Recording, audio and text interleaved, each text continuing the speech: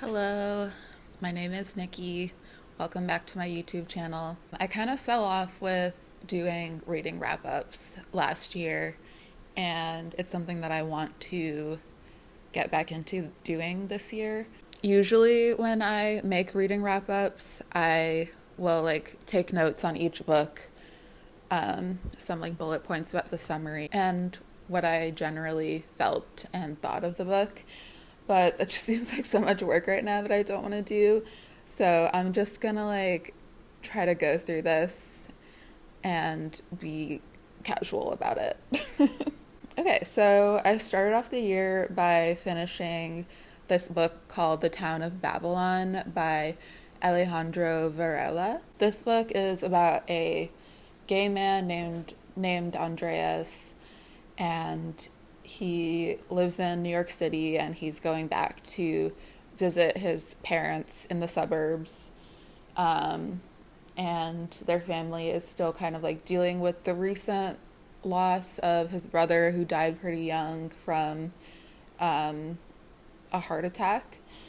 And also, Andreas's father is kind of dealing with some health things of his own. And while he's in his hometown, Andreas decides to go to his high school reunion, and he kind of reconnects with people from his hometown and some of his old friends and a fling. The interesting thing about this book is that it's looking at this immigrant narrative through the lens of public health, which I hadn't really seen a lot of fiction covering these topics in this way before. Varela is kind of exploring how uprooting your entire life and moving to a new country away from your family and community and having to work very demanding or taxing jobs and making a new life, and the effects that this can have on immigrants' physical health as well as mental health. I thought, that was interesting and thought-provoking.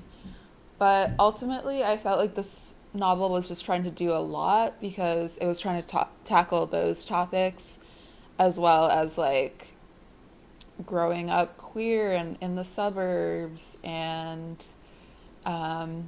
he's the main character is rekindling friendships, and one of his best friends from high school lives in a psychiatric institution now, and exploring that. And he's also rekindling things with his ex from high school, and there was just a lot going on, and I didn't feel like it was able to juggle all of those things very effectively for me. Moving on, I did the Boston Public Library Winter Reading Challenge, as I always do. And so now I'm going to go into the books that I read for that. Next, I read Stillborn by Guadalupe Nettle, which I loved. So it's basically told from the perspective of this woman who just decided that having kids is not for her. And in fact, she's kind of militant about this choice. Yeah, she feels very strongly about this until her best friend decides that she does want kids, and she goes through this very tough fertility process, and then finally conceives and finds out that if she carries this fetus to term, that the child will have severe disabilities. So then they have to navigate that, and at the same time, it's also exploring this new relationship between our protagonist and her neighbor in her apartment building, who has a 9-year-old kid, and they have a very contentious mother-son relationship, and our protagonist is starting to get to know that little family more and be more involved in their lives. It was quite a layered story. There was a lot of things going on, but I felt like it was very effective because it all kind of like revolved around this theme of, yeah, a woman's right to choose whether or not she wants to have kids. Loved that, highly recommend. I'm American, so I say hedonism, but I think British people say hedonism, and the author is British. So, Roses for Hedon on Queer Hedonism and World Making Through Pleasure by Prishita Maheshwari Aplin.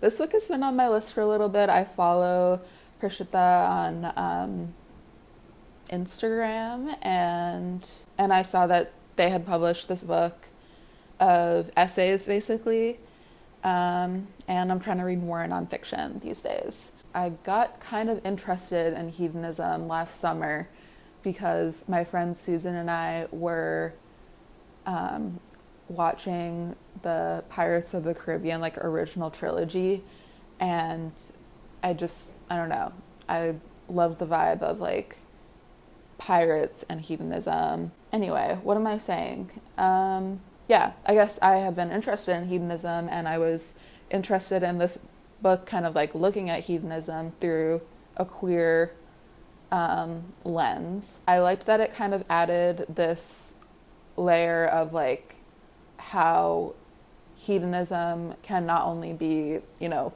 fun and pleasurable, but it can also be this device that people can use to like imagine futures and worlds that they want to like work towards building. Specifically, there was like one essay about queer people and partying. Parties and clubs and dance floors have been places where queer people can gather and express their true selves in a way that they might not have a safe space to in their everyday lives. Even though, you know, these parties and clubs are safe spaces for a lot of people, they're not perfect, and there's still work to be done in terms of like making them inclusive. So it's like, yes, engage in like pleasurable activities, but don't just settle for something because it feels good.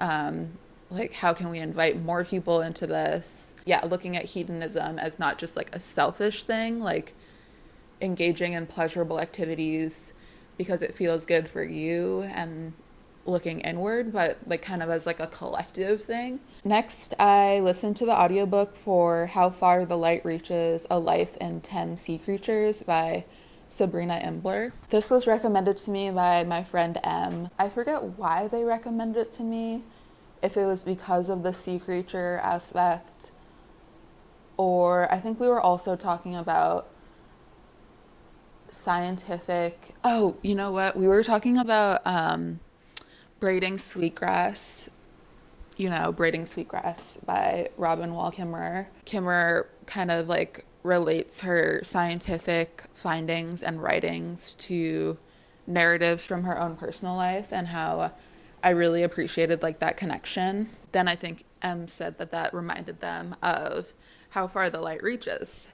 And yes, it's true that Imbler kind of follows a similar structure in that each chapter is kind of like its own essay about a sea creature or like a scientific finding, but then they relate it to their own personal life and their own experiences. I really enjoyed like the way that Imbler was kind of like queering scientific observation. The sun is getting in my eyes, so I'm just gonna be like slowly moving closer to the camera. Questioning where these certain like narratives related to scientific observations come from, like what kind of biases are informing them.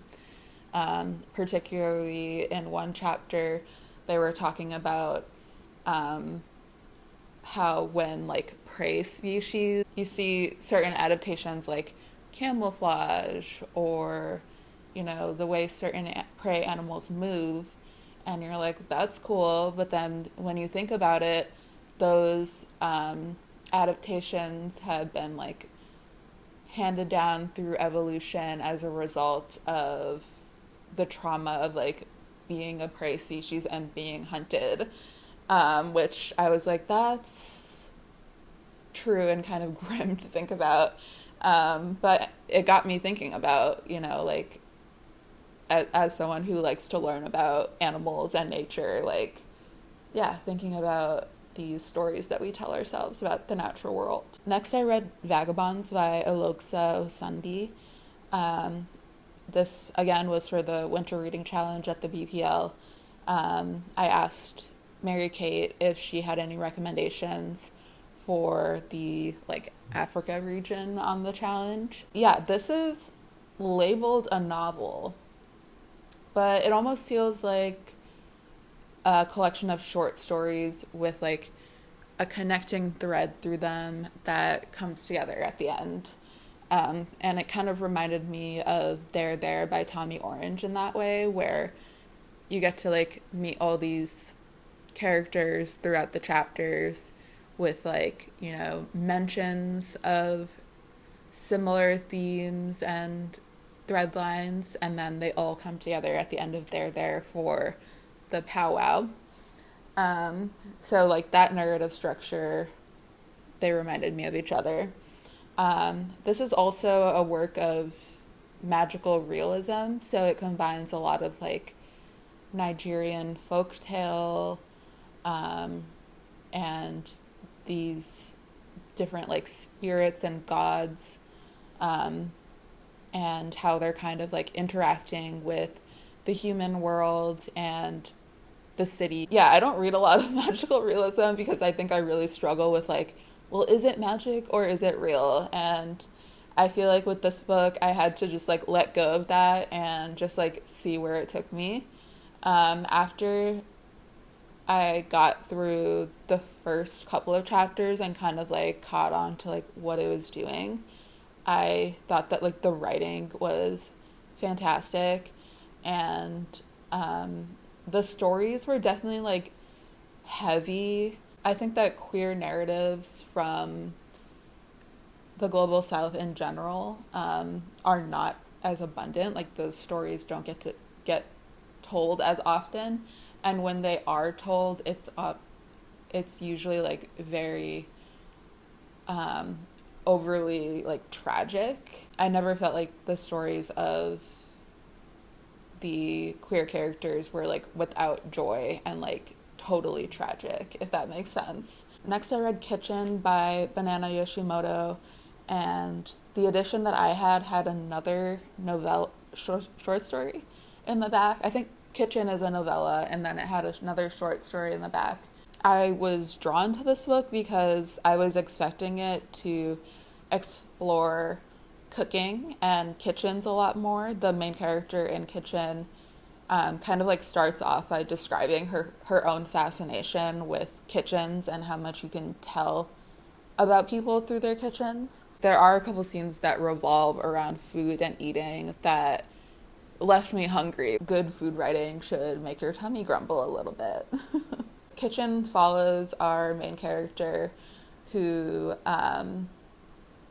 recently lost like her last living relative, her grandmother, and is feeling kind of like lost and untethered in the world. An acquaintance of her grandmother invites our main character to come live with him and his mom, who is a trans woman and owns a club or like manages a club. There were some really touching moments, definitely like a bittersweet read. I feel like Yoshimoto was a little bit of she was before her times, ahead of her times, and when she wrote this. Okay, next is the only book that I can actually physically show you here because I own it.